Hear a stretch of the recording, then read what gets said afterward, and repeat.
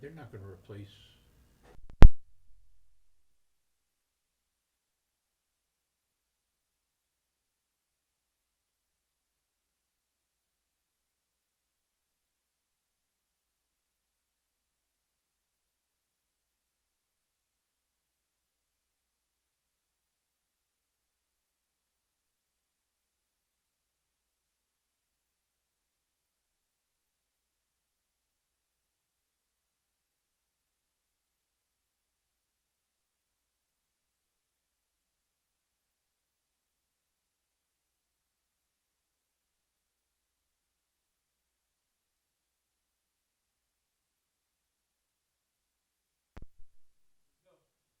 All right, I'll call the meeting of the Charter School Advisory Board Policy Committee to order. And we are streaming live for those that are there. Um, Ashley, do you happen to have the ethics statement pulled up? We will allow everyone to say the Pledge of Allegiance personally. Kind of hard to do over a conference call, so we'll just go straight to the ethics statement. Yeah, 1 second. I meant to have that pulled up. Okay. Board members are reminded that it is your duty to avoid conflicts of interest and the appearance of conflicts of interest as we handle the work of the advisory board. Does any member of the advisory board know of any conflict of interest or any appearance of conflict with respect to any matters coming before you today? If so, please state them for the record. If during the course of the meeting you become aware of an actual or apparent conflict of interest, please bring the matter to the attention of the chair. It will then be your duty to abstain from participating in discussion on the matter and from voting on the matter. All right, sounds like we have not heard any conflicts, so we'll just note that no conflicts, actual or apparent, exist. And the next thing we will do then is we'll call the roll just to verify that we've got a quorum. Stephen Walker, Here? Heather Von Cannon, Here. Cheryl Turner, Here. Jill Ford, Lynn Kroger, Here. Alex Quigley. Anybody else on the line? Okay, well, we've got a quorum. Quorum. So we're good to go, and we'll get started on this. If you've looked at the agenda for Monday's meeting, one of the things we've got is at the very end of the meeting is committee work, where the committees are going to go through, and what we're going to be doing as a policy committee is continuing to work on the charter agreement. So we're going to start that now, and really kind of what I wanted to do is to make sure that we were all familiar with the charter agreement. I'm sure most of you are, and see if there's anything that we want to mark on there that's something that we may want to do a change. We don't have to discuss today any specific language. My intent was not to take a vote on anything today, but to leave the voting for Monday if we wanted to make some changes. And then also on Monday during that time, allowing for some public comment if there was anybody in the public that wanted to comment on the charter agreement and any changes that they felt like need to be made. I think something that we've talked about as a committee, and we've also talked about as a whole charter school advisory board, is making sure that the charter agreement lines up with statute, lines up with policy, and then also that we don't, through the charter agreement, somehow tie the hands of charter schools that may want to try something more innovative or want to do something different. We've talked a lot about how we're, as charter school advocates, we're not wanting cookie cutter charter schools out there, that we like to see innovation. And so that's really the reason that we're getting into this, is to see if there's something here that maybe we're putting a restriction or a regulation on charter schools through the charter agreement that maybe we shouldn't be, or if maybe there's something that should be in the charter agreement that we've ran into before that isn't found in it. So what we'll do is we'll just we'll start off, and I'm just going to kind of go quickly through these. I mean, if you look at it, it's 14 pages. I'm not going to read it all, but we can just kind of go in, and if anybody can chime in at any time and say, hey, I think that's something that we need to talk about, at the meeting. And so we can kind of start now narrowing down what it is that we want to discuss on Monday. So you've got the kind of the boilerplate at the beginning about where the license to the nonprofit from the SBE. And then you have section 1, which is the term of the charter. You have 1.1. The charter is effective July 1 through June. So that's the way it is. I don't really think we need to do any kind of changes to that. Anybody just, shout out if you feel like there's something we need to change or that we need to mark for discussion. Then 1.2 talks about 115C 218.6, which is talking about review of operations of charter schools at least once prior to the expiration of its charter, so that, and we do that, we really do that once a year through the performance framework. So that's there, and making sure that the school meets academic, financial, and governance standards. And then the SBA may review anytime it deems necessary and appropriate. Then 1.3 talks about renewal, and just makes it clear that the state board doesn't have to renew a charter. And I think that is important. There's been, at least sometimes when we have not renewed a school, they've claimed that they had some property interest in the charter, but the charter does expire at the end of the charter term, and so if it's not renewed, then it's not renewed. And then 1.4, that if it ceases operating in accordance with the charter, it's deemed to have surrendered its charter and all rights thereunder. So that's kind of how the early termination can go. All right, so then in section 2, this just states that charter schools are public schools.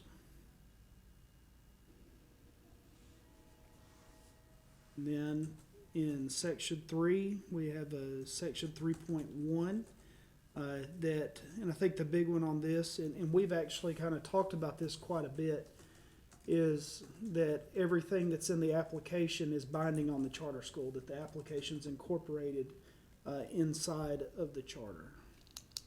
Anybody have any thoughts on whether we should continue with that? This is Cheryl. That's come up a couple times, and then we'll say to people, well, you can just change that in RTO or whatever, or they want to change it in the interview, and we haven't allowed that. I'm not sure that what ends up being the charter that gets approved by the state board includes all the things that get changed in RTO, gets the stuff they tell us they're going to do different in interviews. I think there has to be some way to decide on what does the final charter look like.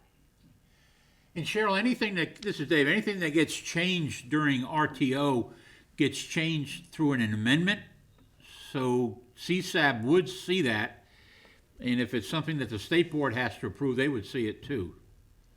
But I understand there are times when CSAB has said, well, you can change that in RTO, but, and correct me if I'm wrong, Ashley, but that all gets changed through the amendment process.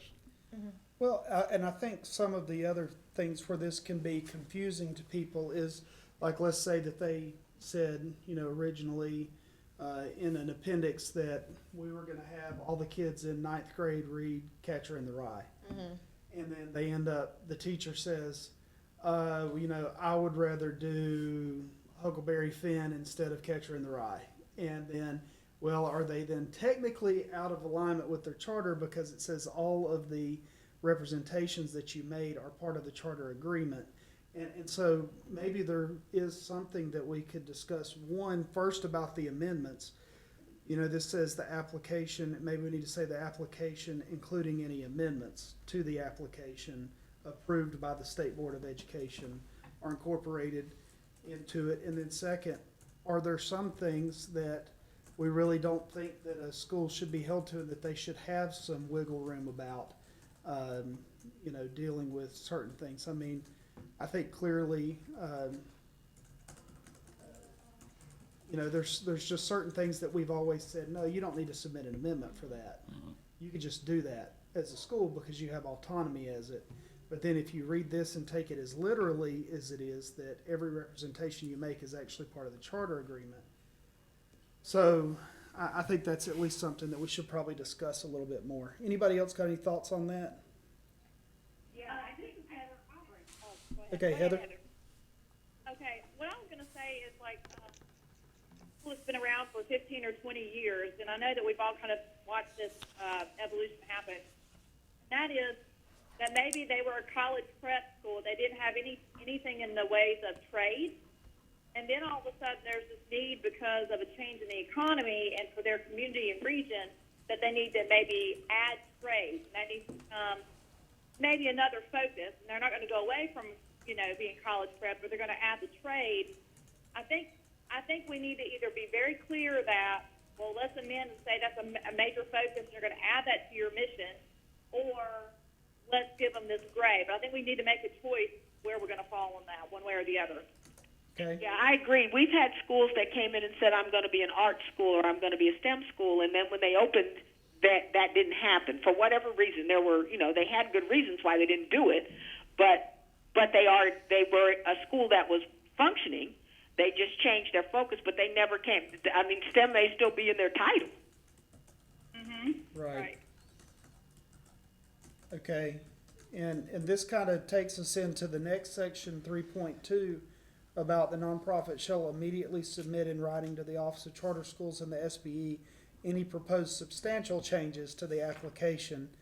And I think, you know, we probably need to reference the amendment policy there.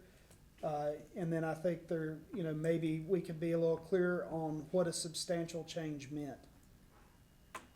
I would say too, this has come up in the rules process in some of the comments to the rules, because the statute that discusses amendments says material revisions, but there's no real good like definition of what a material revision is. So it's kind of like the substantial change. It's rather subjective, you know. And we probably, if the statute says material revision, we probably want to think about making this a material revision Yeah. as well, rather than substantial change. And then through the rulemaking process, there probably should be some sort of definition as to what a material change is.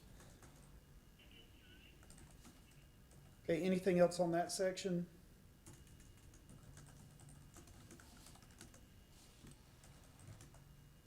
Okay, then we'll go on into the main section 4. So 4.1, it says the public charter school shall at all times be operated by the board of directors of the nonprofit.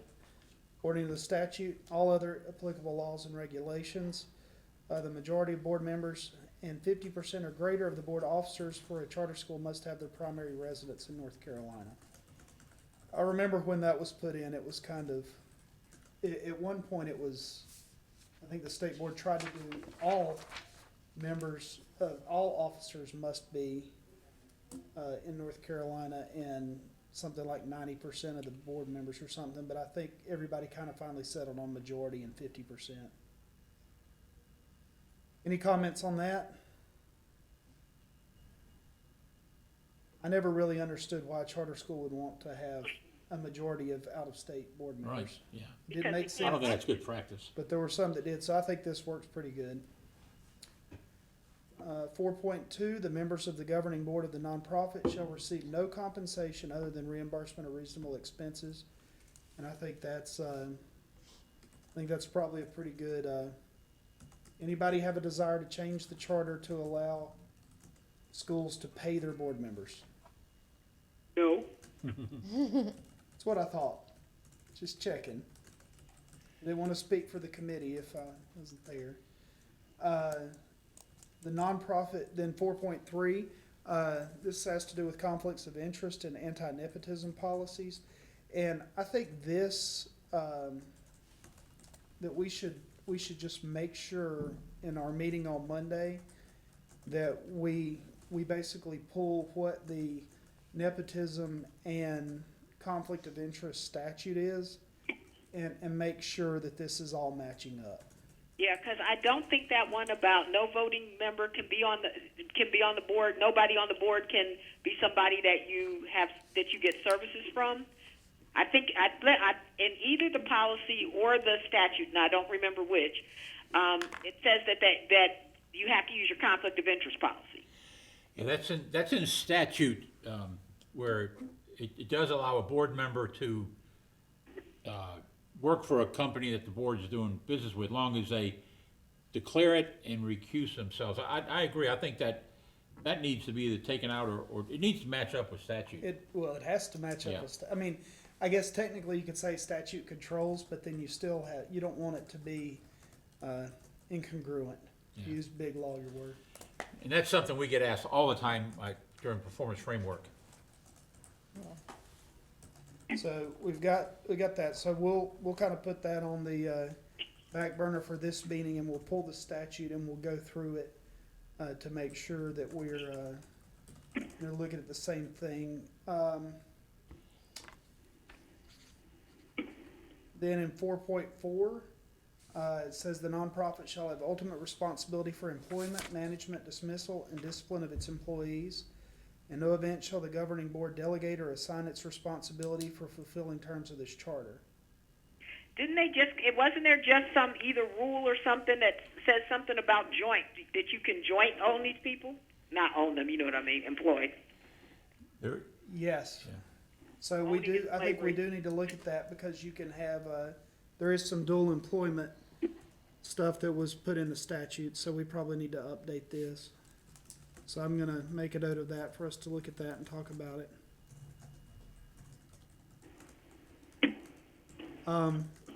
Another thing that we may want to just clarify in this, that the nonprofit, I think, when we talk about employment and management, I think also for setting the policy of how they, their employee handbook, I think would be something, that they should be able to have some control over.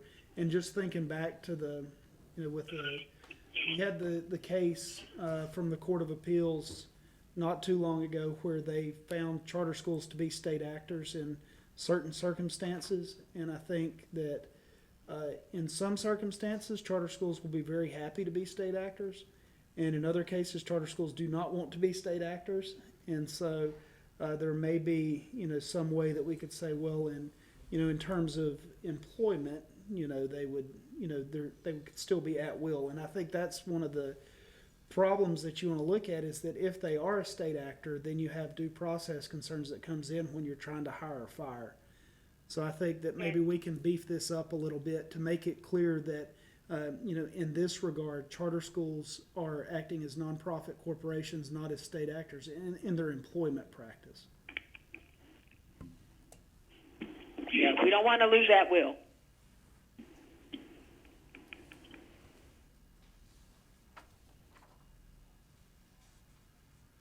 Okay, let me make a note of that.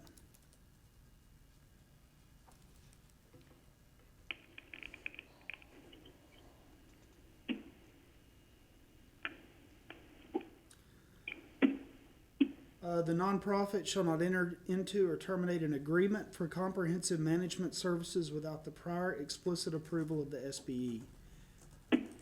I think we may want to talk about providing a definition of what comprehensive management services means. What number is this? What number? This is 4.4 and then little a. Okay. And the only reason I bring that up is that sometimes we've had discussions. What is a CMO and what is it, what is not?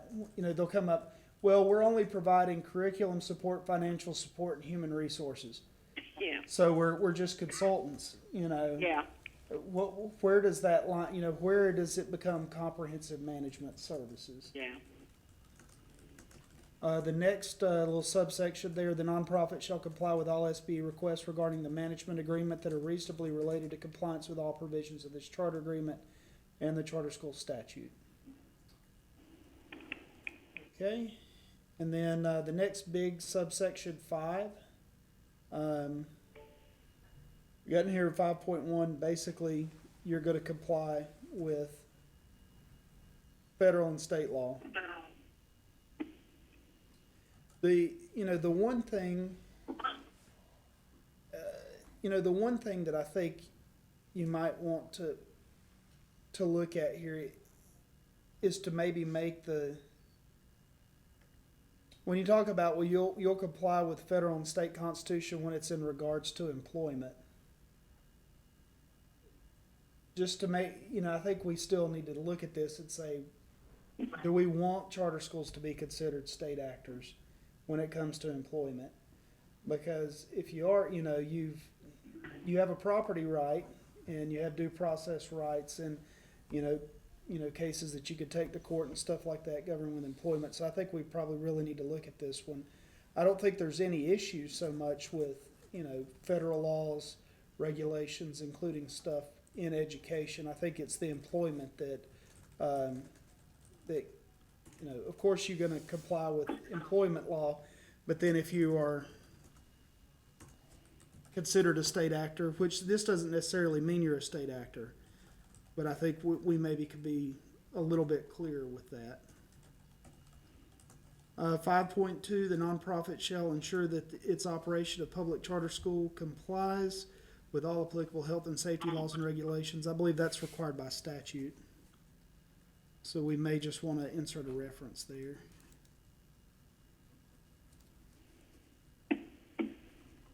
All right, 5.3, neither the state board nor the local board of education assumes the duty to oversee the operations of the public charter school except as may otherwise be provided by law or separate contract. I think that's good. And then neither the SB or the local board is required to monitor the charter school for application or for compliance with applicable laws. All right, anything on 5 before we go on to 6? All right, 6 we're on then. Got to get your tax exempt status within 24 months. And I believe that's in the statute, so. All right, we'll move on to 7 then, talking about enrollment. 7.1, talking how it will be as prescribed by the Charter School Act.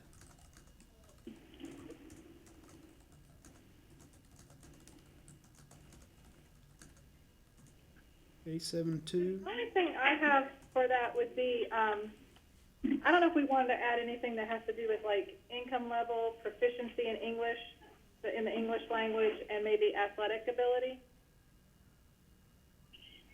In 7.1? 7.2, I'm sorry. Okay. We could talk about What's that. the matter, Mountain Island beating you too much at in football, Lynn?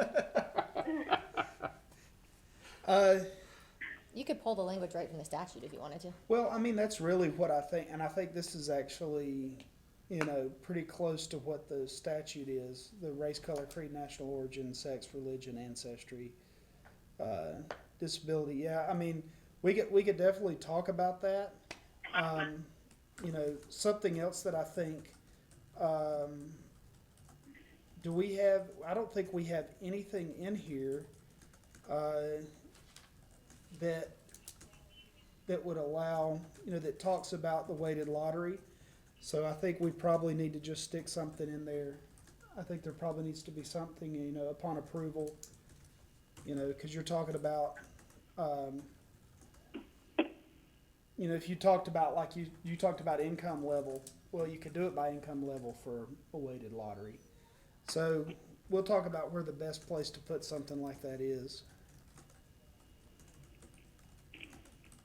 So anything else on 7.2, 7.3?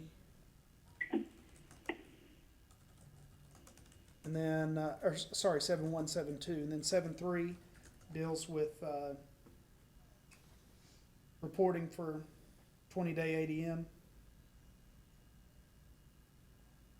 I won't read that whole thing. Anybody have any suggestions on it?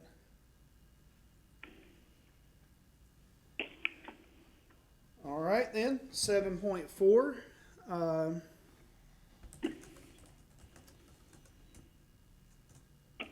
Talking about the way that enrollment works, and in funding, I would be hesitant to touch any of that without talking with Alexis about it. But Does anybody, especially anybody that, y'all run schools, so you might, be able to think of something. I think it's fine. We have a provision if you're in your first 2 years, you want to change the numbers, you can apply for an amendment, so it's not like you're stuck with it forever. So I think it's fine. Okay. One thing that we'd kind of pitched to the legislature one time was to allow charter schools to grow, to have basically unlimited growth, but that their first semester they're just funded at their, month 9 ADM or whatever for the first funding, and then it's made up after that. But I mean, that's something that would require statutory change. All right, then we'll move on into section 8. Basically just saying all the policies we are pulling in on financial and governance. All right. Major section 9, children with special needs. The only comment I would have for the children with special needs is, I don't know if we should just consider maybe adding some kind of language that the school's obligated to provide free and appropriate education and related services to students with disabilities, and the school may not send students back to the local LEA because the school lacks the service, nor may they counsel students out of the school.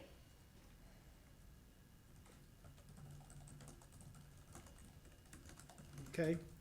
We got that marked for us to talk about that one. And then the only other thing too, and I don't know where this would fall into, if it would be children with special needs or not, but it kind of made me think of it when I read this section. We don't really address the federal homeless law and making sure that That is true. compliant with McKinney-Venta. But I'm not sure the right spot for that. We'll make a note of it here and we'll find the right spot for it. Stephen, I'm out. I've got another webinar at 4. Okay, we still got a quorum. We're good. All right, bye-bye. Bye. Thank you. Bye. All right, anything on 10, reports? Make sure you get your reports in on time. But, like we were saying the other day, about the audit and those types of things, we say get them in on time, but Actually, let's put something about the audit in there. Or do we have, I think there's another section that talks about the audit in there. Let's see. basically about the deadline and something with some teeth. Do we want to do that? Actually, the word audit is only contained in the word auditor. So let's put some stuff about the audit in this report section. And I think we need to put some teeth behind not getting your audit in on time. It's one thing to be a month, 45 days late. It's another thing when these schools are coming in here and they're 6-7 months late on their audit. They're due October 31st to LGC, and they give them a grace period till December. Yeah, but anything after December is blatantly late. Yeah. And I agree, there needs to be some teeth on that one. All right. Notifications, not just things you want to turn off on the apps on your phone. You got notifications here, so what we want to talk about that.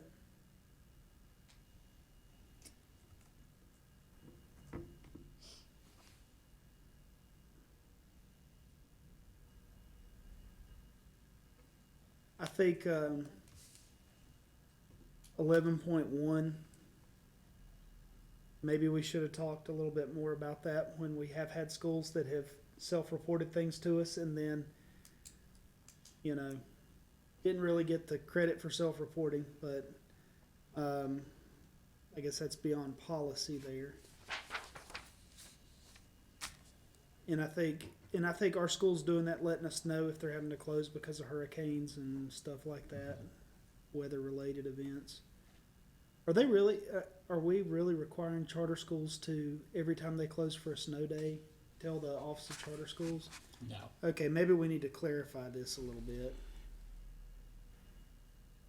And maybe make it something like a cataclysmic something. Well, the only challenge is they have an approved calendar. We're not so much a calendar, but our job is to make sure they do have 185 days or For their hours. 100, 1,025, so that's all and usually FBS asks that, not us. Yeah. So no, we're not asking if they're closed.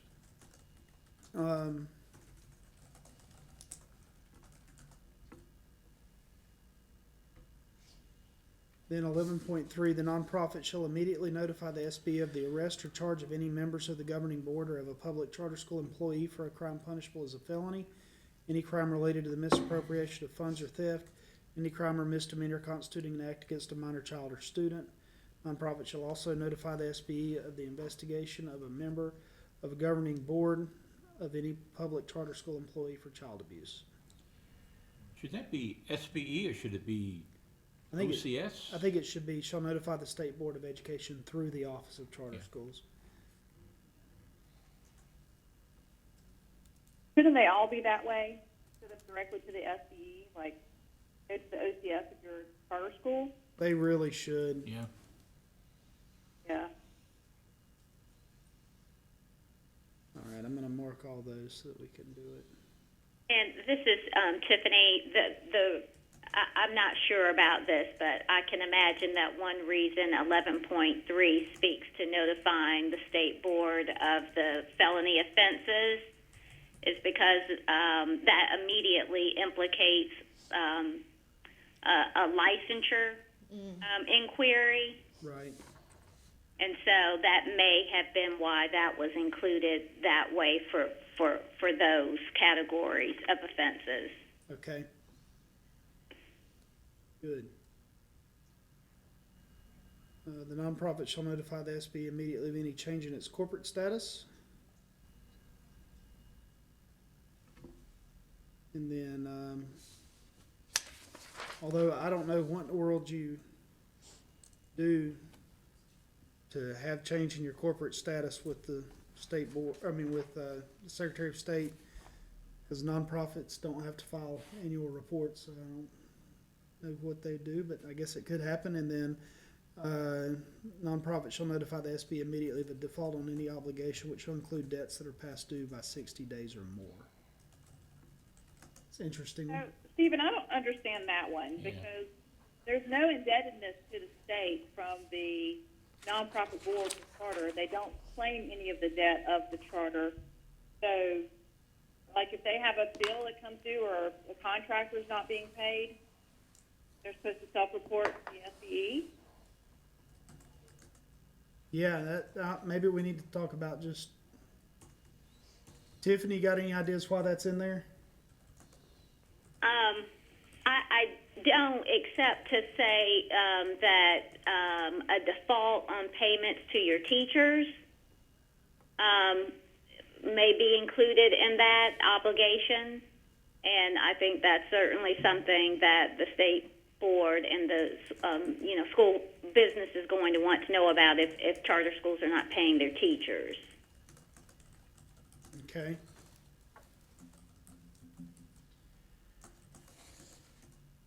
Okay, so I've got that one marked for us to talk about.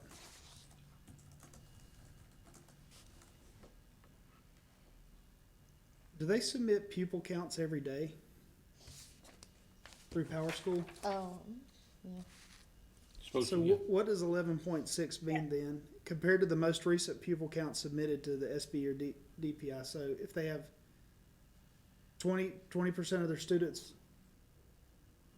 left the school the next day, I don't know, that maybe that needs need to kind of clear it up. clarified. Maybe if it's 20% from the 20-day ADM. I think that's the way I always interpreted it Yeah. when I was at the school level. If our enrollment dropped by 20%, then state board needed to be notified, or OCS needed to be notified. From the 20-day ADM, I Yeah. think that would be good. And I'm not sure if schools are actually following that. Cause I think we've had some schools that have had that happen and we didn't find out till much, much later. It could also be from the PMR, like the monthly report, if it's dropping 20% each, since they have to submit that. And then if you don't give the notifications, you can be revoked.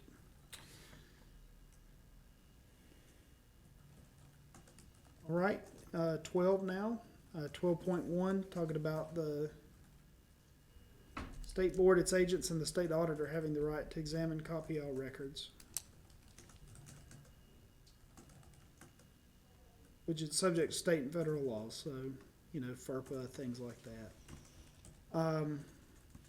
12.2, talking about the nonprofit being subject to the public records law. And I believe that is a statutory requirement.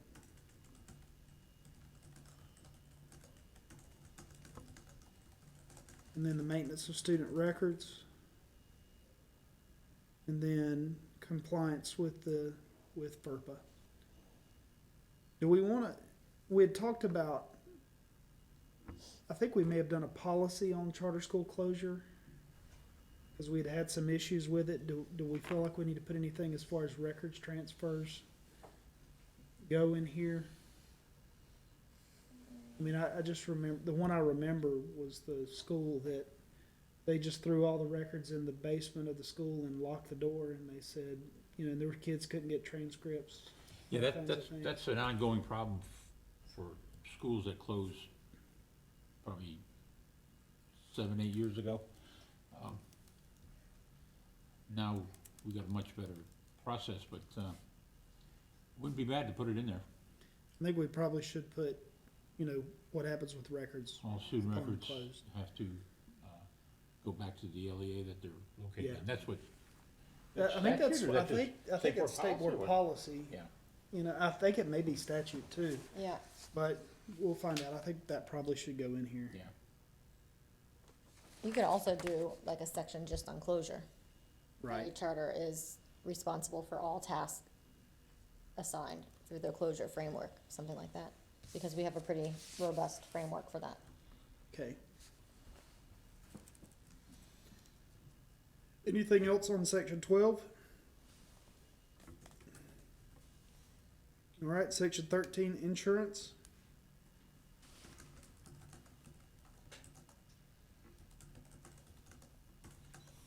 There's nothing in this that's changed, has it, Lynn, that you're aware of? Everything looks the same? Yeah, everything looks the same of, what we're required to get. Okay. All right. 14, health, safety, and welfare.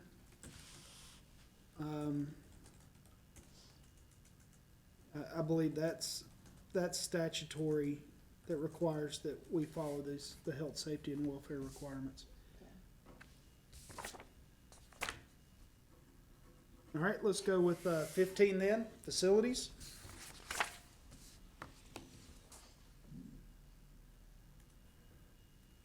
Just basically say you're gonna have to give a educational CO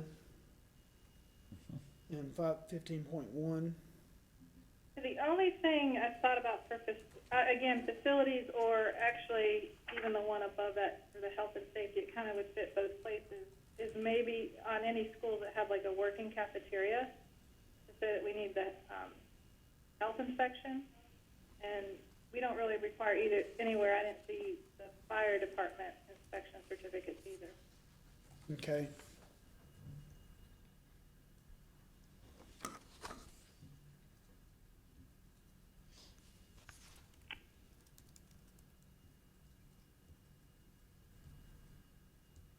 All right.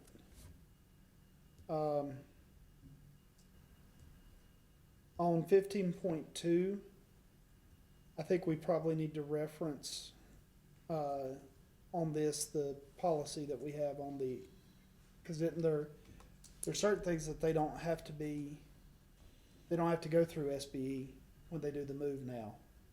Right, cause the policy changed, right? So within 5 miles, y'all could approve it, right? Right.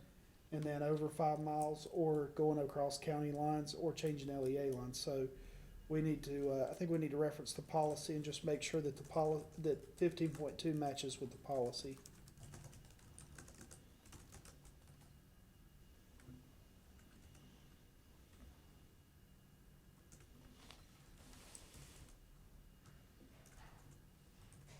Right? And 16, licensed employees.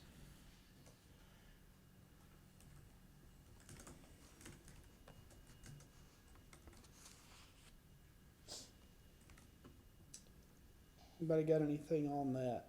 We've got the reporting requirement again in 16.2.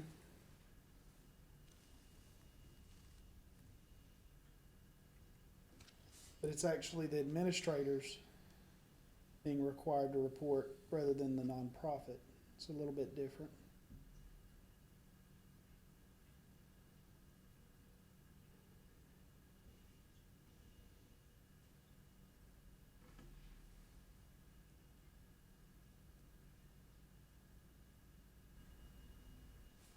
So anything else on the licensing section that we might need to look at? 16.3, where it says prior to each academic year, as required by the State Board of Ed, we actually give them until the end of December. So if they hire a new teacher that they have to get their license renewed, transferred. It's, So maybe it'd be better to say prior to the end of each calendar year? yes. Okay. 'Cause it's hard to get every teacher's license at the very beginning of the year. I mean, I heard you submitted it and it only took a couple hours to get it back. Yeah, that's all. We talked about that today too. Uh-huh. Yeah. Okay, anything else on 16?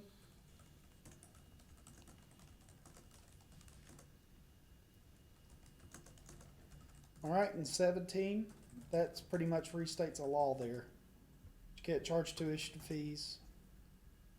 Actually, that looks like a copy and paste. Most of that is a copy and paste from the statute, I believe.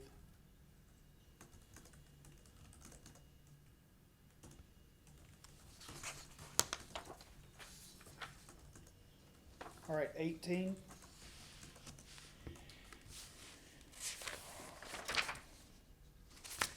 Transportation.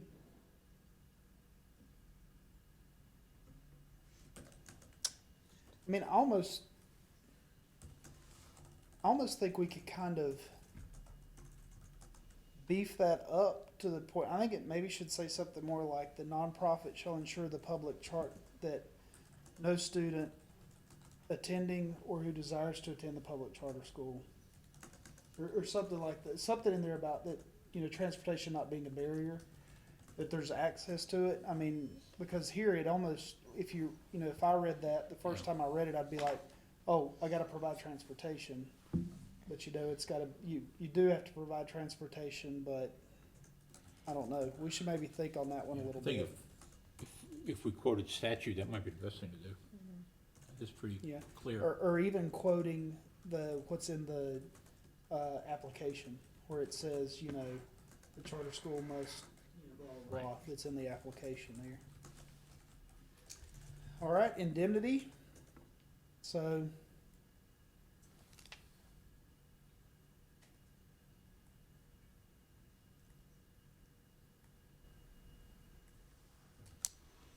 that's, looks like a lawyer wrote that. So basically what the first thing says is, if you do anything in the state board, DPI, or the University of North Carolina, why in the world we've got that in there still? That must be back from when the university system could be temporary authorizers. Mm-hmm. So we probably need to, let's not hold the university system. But basically, if you do anything that gets somebody else sued and it was your fault, then you're gonna have their back. And then you're not gonna take any debt that goes back to the government. And then the charter's not an employment contract.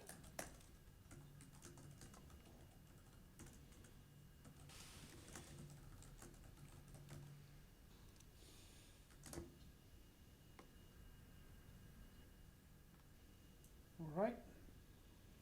20, student discipline.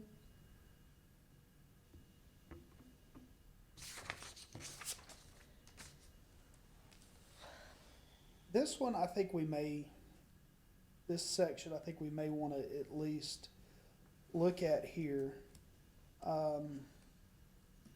Yes, comply with the due process requirements or something, but I think there, maybe we need to say that charter schools have some flexibility in what they want to do. When I think about, a lot of charter schools have dress code uniform requirements. A lot of charter schools, they do their discipline in different ways than what others may do. And maybe we should do something that makes it clear that they are, that they have the authority to do that as long as they continue to comply with the law. I mean, that they could set their student code of conduct, I guess is really what I'm saying. They could set their student code of conduct, as long as it's not, because I think, there's actually been lawsuits, I believe, that have been kind of around that, well, you were a state actor. You're a state actor, and then you did this and you shouldn't have done that in your code of conduct. Question then is still always, are you a state actor? And so I think we just, we want to kind of be as careful as we can.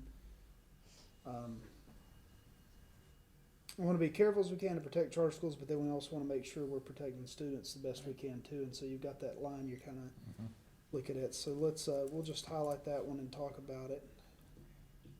Because I always feel more like that the due process concerns when it comes to student discipline are generally dealing with long-term suspensions, right? That's when those things kick in. Not so much with the day-to-day discipline. Right, or the one day for, child. Yeah, not the For the day-to-day. major I think stuff. it's more for the long-term suspension. So I think we need to really look at that. All right, we'll move on to 21 then. Instruction. whoa, Oh, okay, let's go Uh, back. yeah, 20.4, in the event the school suspends or expels a student, that the public charter school shall promptly notify the local schools officials in that district in which the student would otherwise be assigned. Why are we doing Yeah, that? I don't know, and that's been brought to my attention several times now. If you're expelling a student, I could see, Yeah. but suspending, no. And if a student is suspended and they're trying to go to another school to get away from that suspension, well, that record's gonna follow him. Yeah, when you transfer the record Yeah, over. so I can see expelling, but I can't see suspending. And I know, I'd be surprised if any of our schools are doing that. No. So, I would say take out suspends.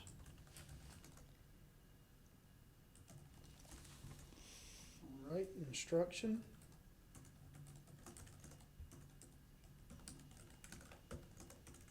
And, one thing we just do is we're trying to clean this up is just, we look and make sure that that all those statutes match up, because I know they did some recodification of the charter school statutes a couple years ago, where all the statute numbers changed, just to make sure that we're on the right ones. So instruction, criminal background checks.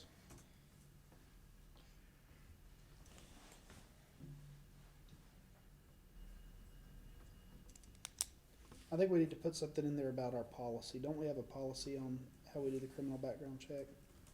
Or is it just in the application itself? The policy or statute says it must mirror the LEA's background checks. Or it could be no less stringent Yeah. or something like that. Yeah. Yeah, I think it's statute. Yeah, let's look at that. Monday too. Open meetings. Yep. Subject to it.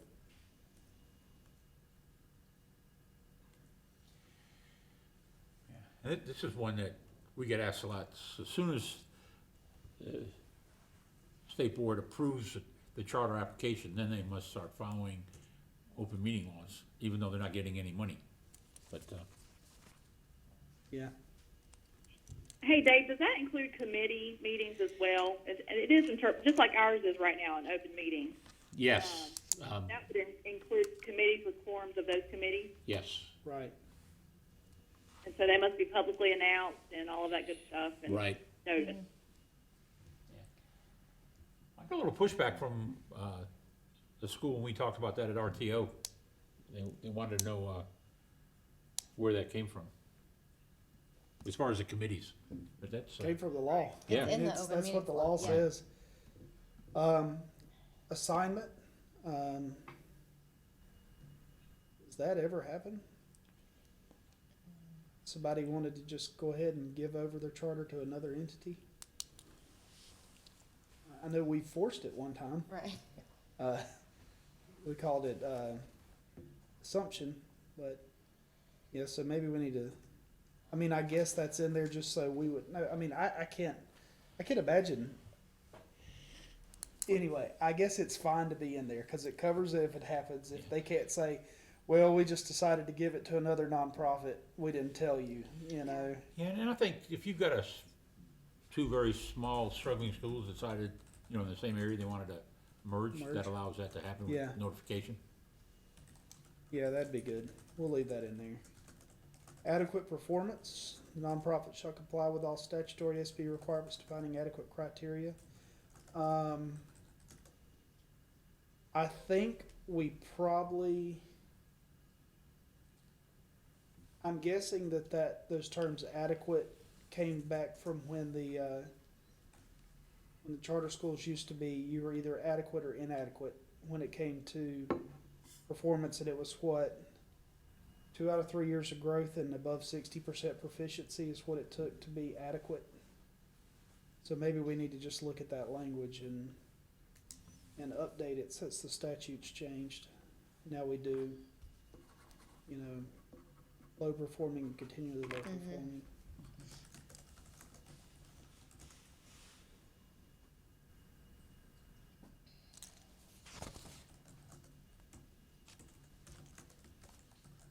Then we'll get into 26, talking about termination. I believe those are just a list of what's in the statute. 26.1.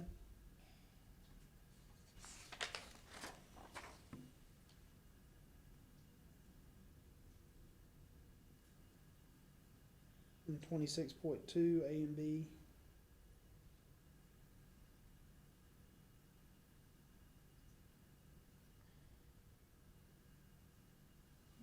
I think 26.2B is something we need to keep in mind. Of being able to take immediate protective action in certain cases.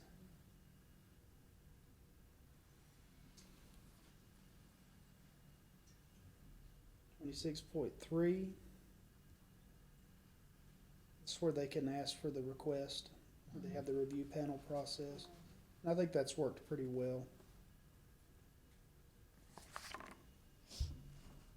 And then here in 26.4, we do have SBE closure requirements.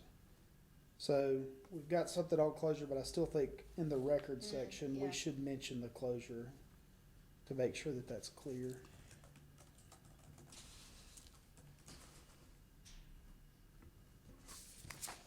All right, amendments, here we go. You got this one memorized, don't you? Yeah, this is just literally cut and paste from the policy. Okay, good. Yeah, for the policy that we recently changed. Maybe not that recently. Yeah, no, this. The yeah, years start to blend together Yeah. over time.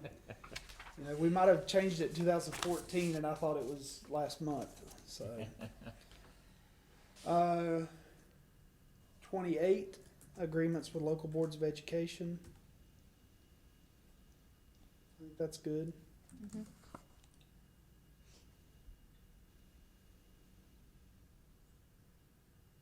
29, oversight and intervention. Anything on that?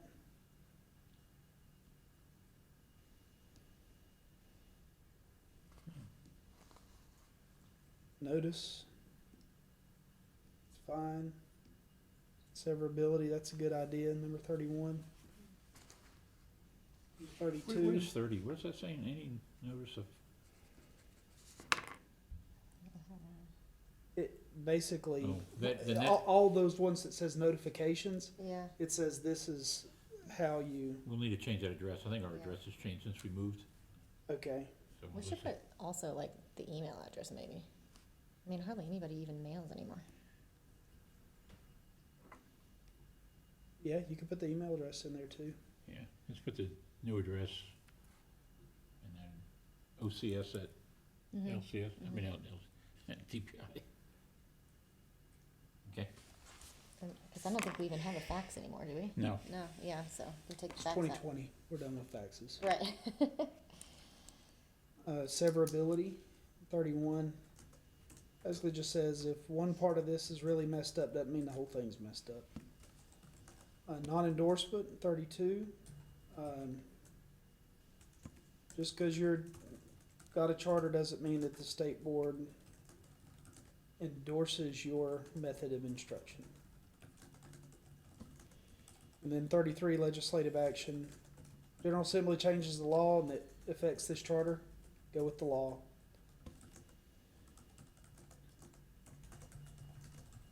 And then 34 is, you know, kind of your boilerplate stuff as well.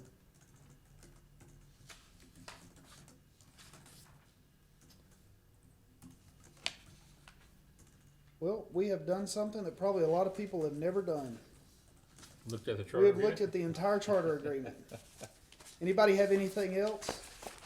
I had one other thing that I didn't know if we, and we can talk about this more Monday, but we don't really say anything in the agreement about board and school transparency, and I don't know if that's something we kind of want to address in here or not, to say, you know, that the board agrees to have on its website, you know, the approved charter agreement, bylaws, their minutes, all that stuff, if we wanted to put something like that on there. Okay. See, I'm trying to see where, there was somewhere that might fit. From an office perspective, that would be Wonderful. wonderful because people call asking all the time for that sort of stuff and it becomes a headache. I think we could put it in the records section. And is there a requirement for how far back they need to go in terms of being on the website, and then maybe filed somewhere so they're available to the general public? Yeah, I think we could discuss. How far back to How archive? far back? Yeah, I mean, I think they need to, you know, and this is something that's interesting because I bet charter schools, do y'all have any records retention policy that you've worked out with like state archives? Which I can't imagine charter schools have done that because, you know, all other state agencies, that's one of the things that we do is we have a records retention policy. Okay, if it is if it's a email that does not have significant historical value, 10 years delete, or 10 years dispose. If it does have historical value, it needs to be turned over during a certain period of time after the email to archive. I don't know if charter schools have anything like that. There's something that states they have to follow the record retention policy of I think it's like the natural and cultural. It's a long word. Yeah, that's the group that you enter into the agreement with. So like every year I have to go with them and we like negotiate out our records retention agreement. And they say, okay, well, you have these types of documents, so this is your schedule. That's what they call it, schedule of retention schedule and then destruction schedule and things like that. So, maybe we can look, the reason I brought that up is maybe we can look to that as to how long those should be. Like whatever it is. I mean, I think they're gonna need to keep their minutes probably in perpetuity. whether they have to have them up on the website. Yeah. But it's not like they take up a lot of space on the website. And I don't know if this has come up in other discussions on the charter agreement, but something that I've heard from schools before in the office is, you know, the charter agreement changes usually annually based on changes in law. And sometimes a school will say, well, my charter agreement didn't say that because I signed my charter agreement in 2000. So I don't know if there's something like a way to put it in here that I don't know, like a way for schools to know that they are still required to follow current, The current. the current charter agreement, even Yeah, we if hear they that. signed it like 20 years ago. We can't have 196 schools operating on 100 different charter agreements, Yeah, even though they signed one in 2014, but some was changed in 2019. It does Wh- sort of which address that. which may, the best way to do that, if you really want to talk about it, is take all this stuff, make it as a policy, and then the charter agreement says the term of this charter agreement is from this to this, and the nonprofit agrees to comply with all of these policies. And then you change the as amended. I don't know, because it's kind of hard when you say, well, they're like, because I can see where they're coming from. They're like, well, I signed Yeah, this that's not what I license signed, agreement, and now you've changed it, but we didn't. Yep. We didn't sign the change. We didn't agree to the change. You know, and that maybe does become an issue. But that's But the change in the charter agreement, if it does happen, is gonna be because of statute change. right. yeah. So they don't really have any choice, but they do make that argument, well, that's not what I signed. Yeah, that or if it's a policy change, you know, as well. All right. Well, I think we've had a lot of good discussion. Anything else? 1 hour, not bad. Yeah. All right. Anybody want to make a motion to adjourn then? You might already have. So moved. All right. We got a motion. I'll second that. Any discussion? All in favor say aye. Aye. Any opposed? All right. The ayes have it and we'll be adjourned. All right, thanks, guys. See you Monday. Thanks, bye. Did I turn it off? Yeah. I think he's probably still live, wasn't he? Yeah, I'll get 'em.